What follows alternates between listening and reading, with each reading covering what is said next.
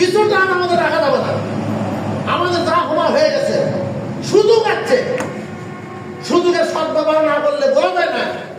গাফলতির কারণে, দুর্বলতার কারণে আল্লাহ তাআলা আরেক জালেম শাসক আমাদের ঘাড়ের উপরে কিছু চাপাইয়া দিতে পারে। অতএব আমরা চাই না জালেম শাসক, কিন্তু ঠিক নেই। অতএব আগুন থেকে আমরা জমিনে কাজ করবো, সেখানেই আমাদের দাওয়াতি কাজ চলবে। ব্যবসা করবো, সেখানে আমাদের দাওয়াতি কাজ চলবে। বন্ধু বান্ধবের সাথে মোবাইলে কথা বলবো, ওর একটা ফাঁকে দাওয়াতের কাজ চলবে। আসেন না, আমরা শপথ দিই ইনশাআল্লাহ আমরা যদি আগে আল্লাহ আমাদের সাথে আসে। আল্লাহ বলছেন ওরা তাইনু ওরা তাহাতানু আনতুমুল আ'লাউনা ইন কুনতুম মুমিনিন। তোমরা অবশ্যই জয়ী হবে, শর্ত হলো তোমাদেরকে কি করতে হবে?